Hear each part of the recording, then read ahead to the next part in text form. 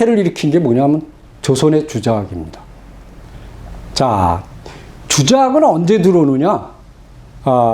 고려 말에 들어옵니다. 원나라에서. 그러면 중국은 유교가 공자님 때부터 시작해서 유교가 어떻게 변천해 오느냐? 한나라에서 당나라까지는 훈고학입니다. 그래서 유교 경전에다 주석을 붙여요. 그래서 우리 쭉 읽다 보면 사마천의 사기도 주석이 여러 개가 붙어 있죠. 자, 송나라 때 들어오면 어떠냐? 주자학이 발생해요. 왜? 주시라는 분이 우리가 주자라고 부르는데 성리학, 인간의 성품이 뭐냐, 본성이 뭐냐, 이걸 탐구하는 거예요. 그게 주자학이에요. 그래서 우리는 주자학을 성리학이라고도 부르죠. 근데 명나라에 오면은 바뀝니다. 뭘로?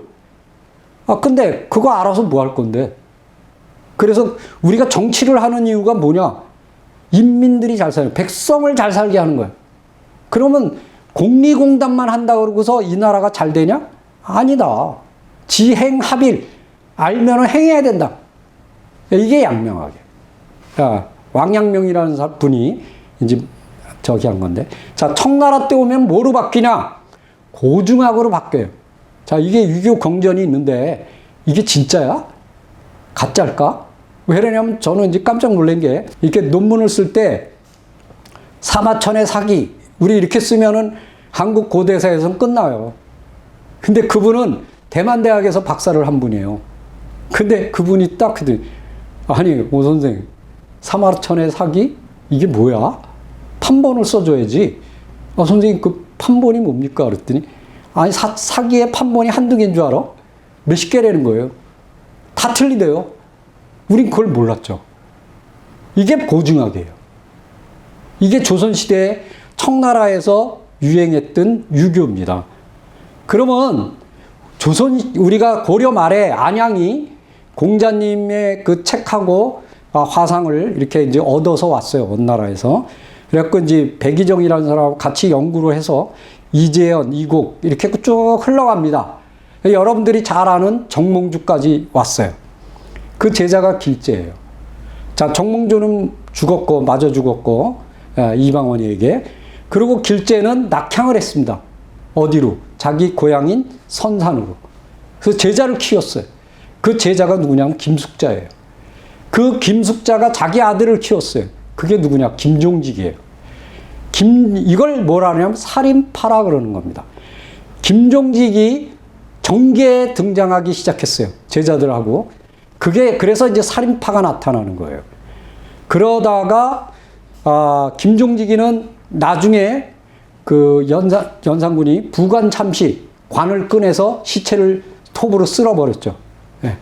그리고 조광조가 또 나타나는데, 조광조는 나중에 또 맞아 죽었고, 이제 몰려서, 그 후에 그들이 율곡하고 퇴계 이황입니다. 이렇게 이게 쭉 주자학의 계보입니다. 뭐 굉장히 복잡하죠. 뭐 간단하게 설명드린 겁니다.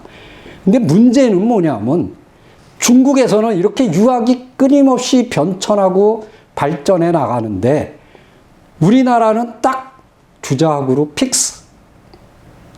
그래갖고 주자학이 아닌 거를 사문난적이라 그래서 이단 취급을 받아요.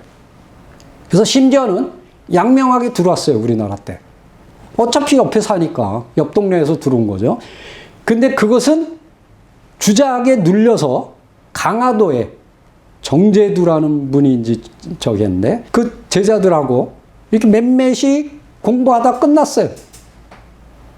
자, 그 마지막 주자학자가 누구냐? 잘 아시는 위당 정인보 선생입니다. 예.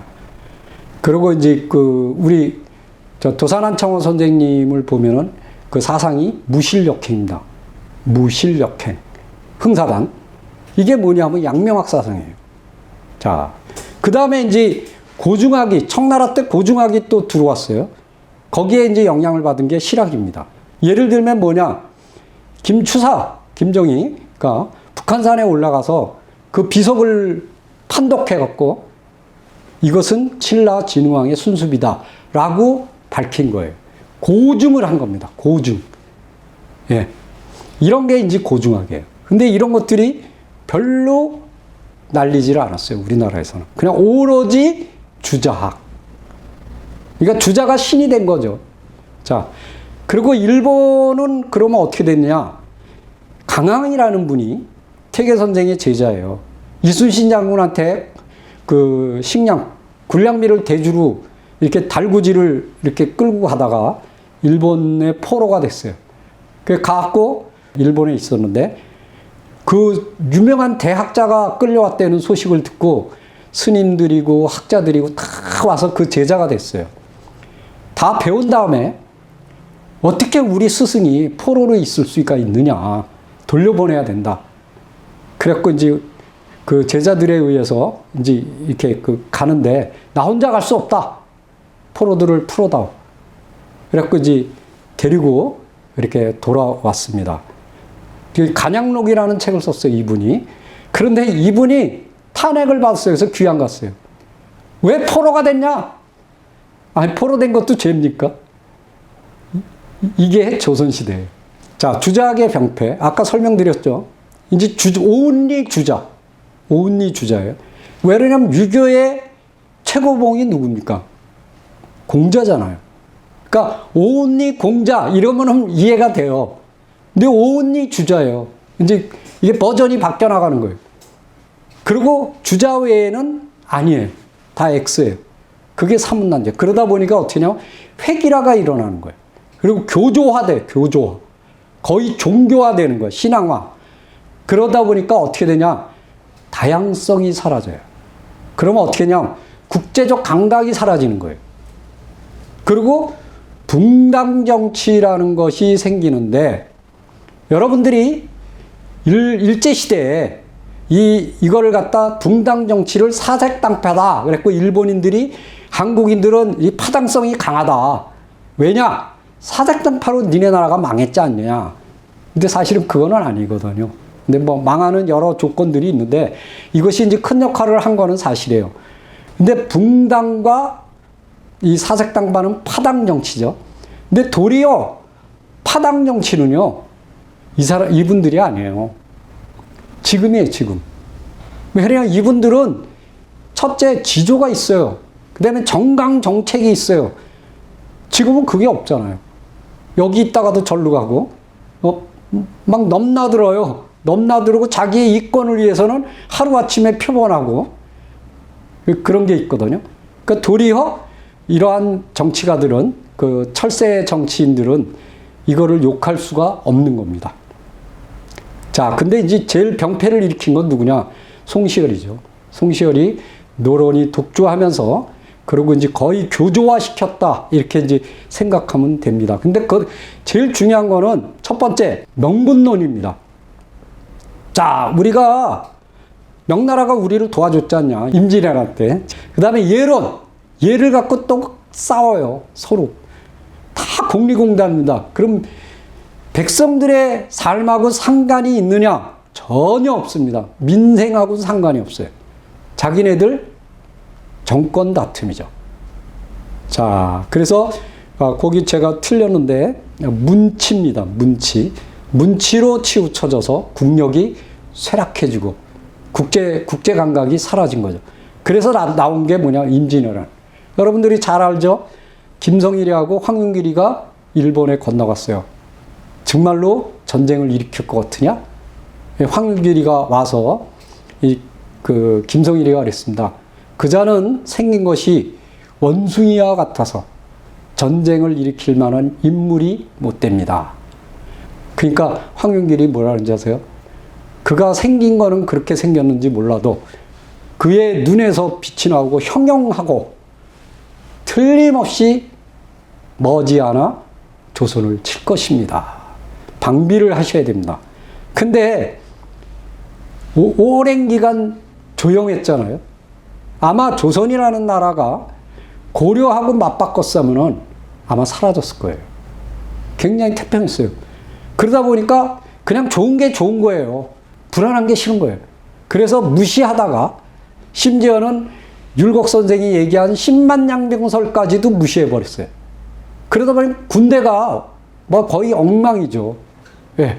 그러니까 당할 수밖에 없는 거예요. 자, 7년 전쟁입니다. 7년 전쟁. 거의 초토화됩니다. 자, 여러분들이 우리 민족성이 저는 세계적으로 봐도 굉장히 안 좋습니다. 제가 전 세계를 다 돌아다녔는데 정말로 안 좋아요. 왜 이렇게 안 좋게 됐을까? 분석을 해봤어요. 역사학자로서. 보니까 첫 번째, 여러분들이 그 깜빵 같은데 이렇게 여러 명을 좁은 데다 넣어놓으면 싸웁니다. 개도 그래요.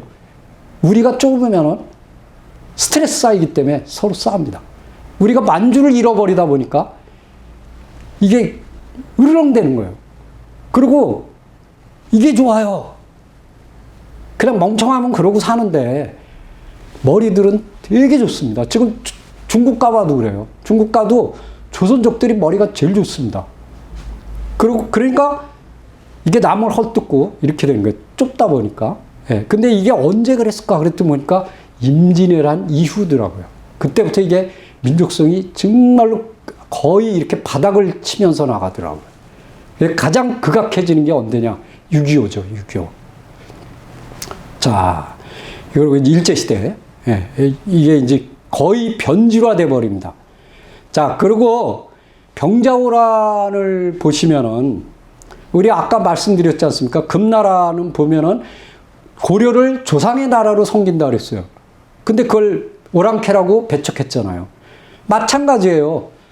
누르하치가 이제 그 후금을 해왔지 않습니까? 그 다음에 이제 홍타이시가 이제 황제로 바꿉니다. 이제 청나라로 국호도 바꾸고 황제 즉위식을 하는데 거기에 갔던 사신이 할애식, 절을 안 하는 거예요.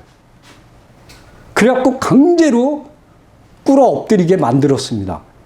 그러니까 황제 즉위식이 난장판이 된 거죠.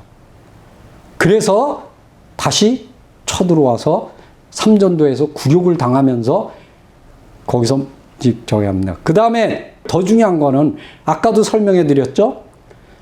조선이 멸망한 후에 숭정후라는 후자, 뒤후자를 써서 명나라 연호를 계속 씁니다. 이게 인조 때예요.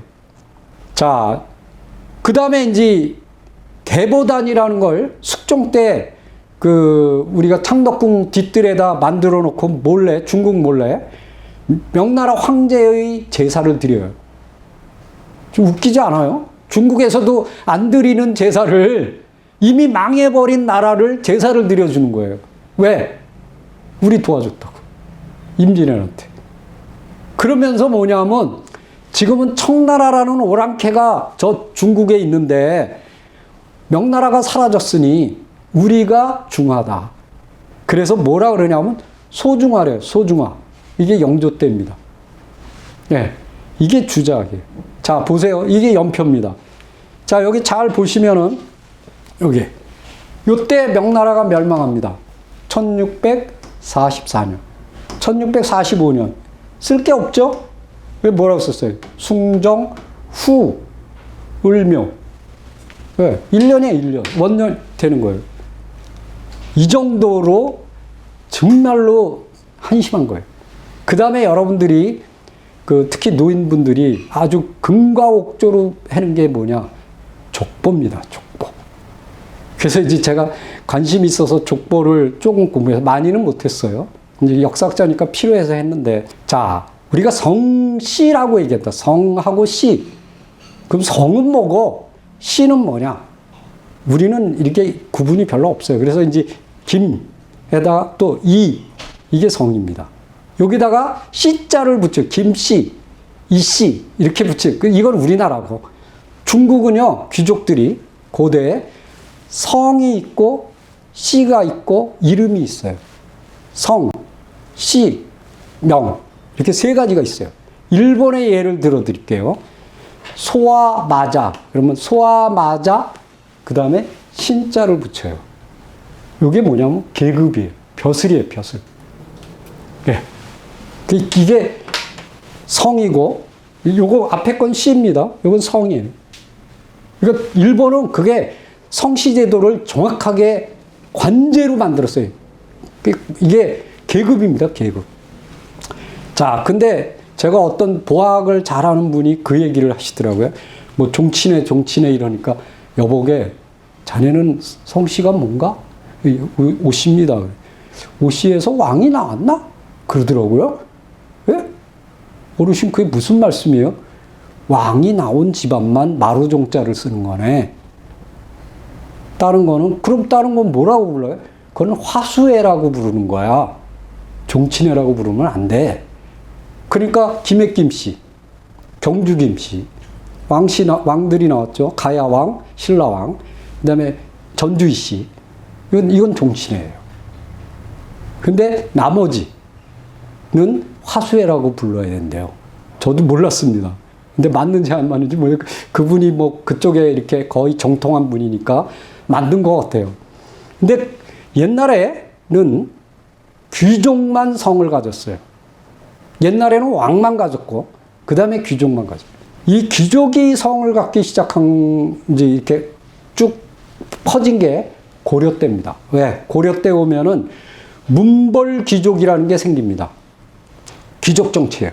그러다 보니까 이제 성씨가 나오는 거예요. 그래서 거기 보면은 이 성 중에는 자연 발생적인 성이 있고, 거기서 또 분가해서 댕기는 성이 있습니다. 무슨 얘기냐면, 안동 김씨하고 안동 권씨하고는 결혼을 안 합니다. 그건 왜 그러냐? 김씨 중에서 권씨로 바뀐 거예요. 사성이라고 하는데, 임금이 내려주는 성이 있습니다. 네, 그런 것들이. 평민은 이름만 있고 성이 없습니다.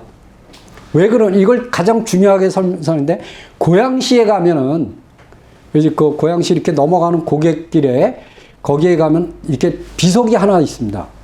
그 비석은 다리를 놨던 사람들의 이름이 써 있어요. 근데 거기 보면 양반은 다 성이 있어요. 근데 거기에 양반만 했겠습니까? 몇백 명인데?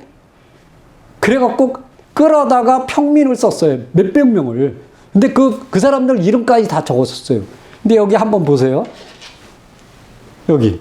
이분이라고 써 있죠. 이게 뭐냐면 이분이에요. 이분이. 이거 개동이에요. 이게 뭐냐 개똥이에요.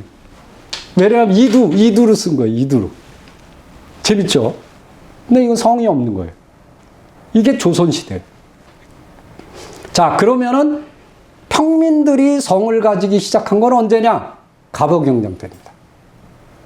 그러면은 갑자기 이렇게 양반이, 우리나라는 참 재밌어요. 제가 모든 족보를 봤는데 자기네가 다 양반이래요. 근데 조선시대에 한번 양반을 한번 봅시다. 이게 양반이에요. 이게 근정전에 있는 건데, 경복궁 근정전 앞에. 한쪽은 이 문반, 한쪽은 무반이에요. 그래서 정일품서부터 정구품까지. 그래서 정일품, 종일품, 그 다음에 정이품, 종이품, 이런 식으로 내려가요. 그래서 쭉 내려가서 제일 끝까지 이렇게 했는데, 그 양쪽에 이렇게 서 있었어요. 그래서 문반과 무반을 합해서 양반이라는 거예요. 양반은 내직이 있고 외직이 있습니다. 자, 그런데 문제는 양반의 프로테이지를 한번 보세요. 숙종 때 양반이 9.2%예요. 영조 때 오면 18.7%예요. 정조 때는 37.5%예요. 철종 때는 70.33%가 돼요. 왜 이렇게 갑자기 늘어나죠? 지배계층이 이렇게 늘어나는 데는 문제가 심각합니다. 이건 뭐냐면 이 당시가 세도 정치입니다. 그래서 매관 매직, 또 그 다음에 돈 번 사람들이 족보를 사는 겁니다. 몰락한 양반들의 족보를 사요. 그래서 거기다 끼겨 넣는 겁니다. 자, 그래서 여러분들이 족보의 페이지를 보면은, 저도 배웠는데 1, 2, 3, 4 이렇게 하는데, 이렇게 찌끄꾸 한일, 찌끄꾸 두이 이렇게 쓰는 게 아니고, 우리 수표 쓰는 1, 2, 3, 4 있죠? 그렇게 써 있더라고요. 어떤 분이 가르쳐 주더라고요. 왜 이렇게 써 있습니까? 그랬더니 뭐냐면, 이렇게 이렇게 하고 이렇게 찍으면은 거기에 삽입을 할 수 있다는 거예요. 조작을. 그리고 엉뚱한 놈이 자기네 족보로 기어 들어온다는 거예요. 그걸 막기 위해서 그렇게 한다 그랬는데, 자, 무슨 얘기냐면, 그 대원군 때 저희 은사님이 족보를 한번 조사한 적이 있어요. 전국에 있는. 그랬더니 대원군 때 영의정이 5명이더래요. 아니 왜 이렇게 많지? 그래갖고 그 사람들 이름을 갖고 검색을 해봤는데 한 명일 거 아니에요. 영의정이. 근데 5명이에요. 왜 그랬냐? 그때 경복궁을 건설하느라고 팔아먹은 거예요. 매관 매직을 한 거예요. 대원군이. 자, 여러분 생각을 한번 해보십시오. 자, 여기 보시면은 양반이라는 계급이 있고 상민이라는 계급이 있어요. 백성이죠. 노비가 있어요. 예. 틀림없이 이렇게 구분이 돼 있는데 지금 백성이 제일 많지 않습니까?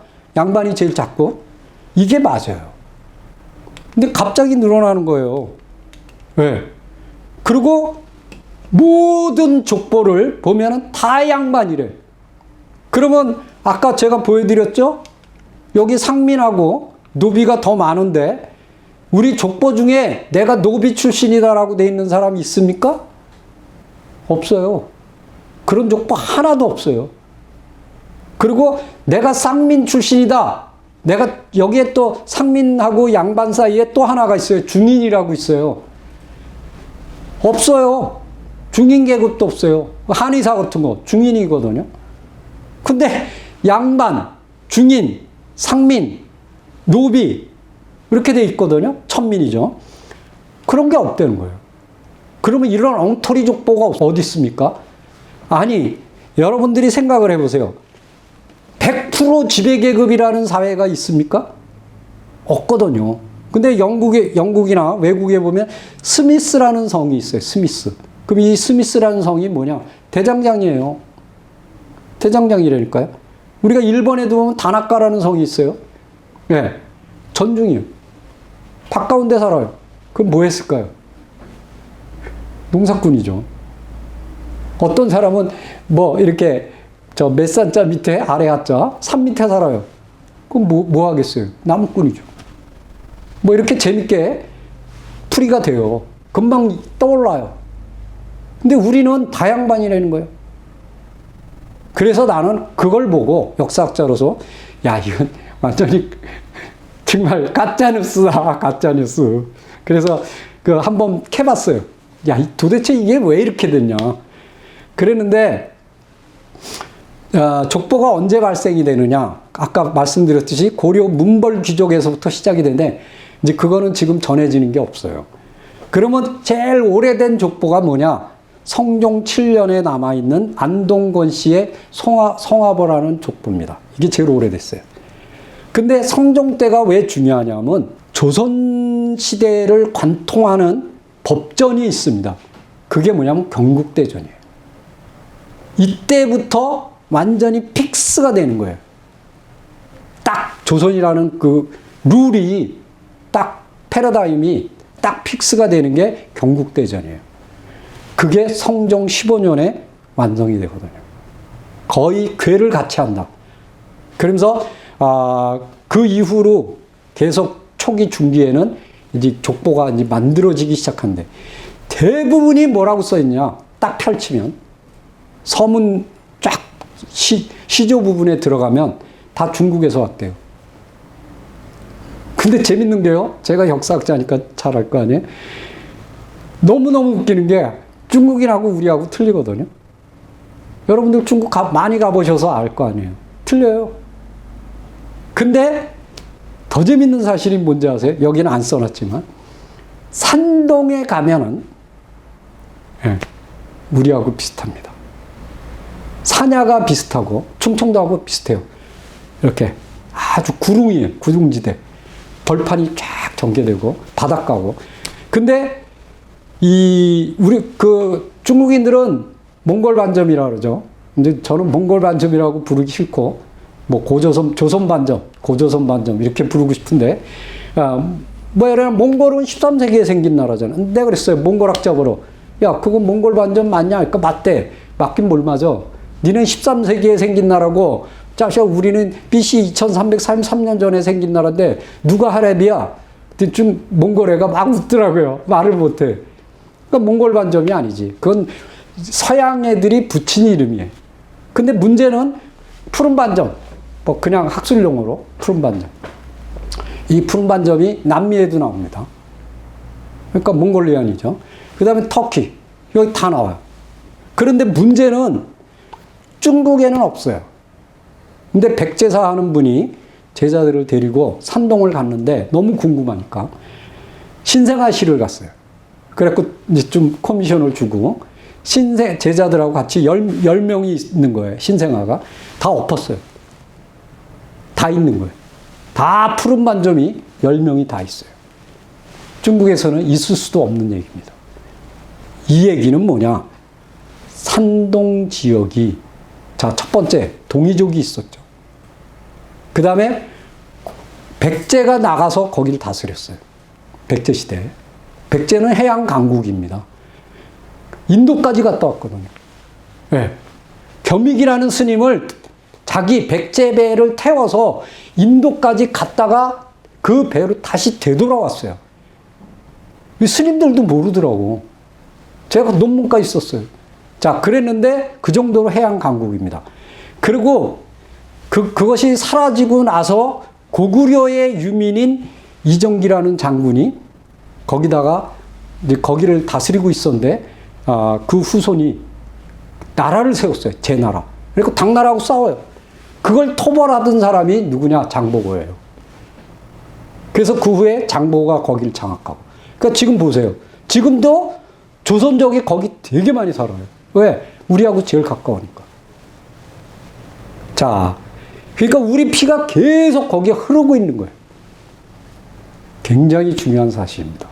자, 그런데도 중국에서 우리가 왔대요. 아니거든요. 거꾸로 말씀드릴게요. 거꾸로. 자, 중국의 시작이 태초가 어떻게 되냐? 사망오제예요. 사망오제의 제일 첫 번째가 누구냐? 태호 복희씨예요.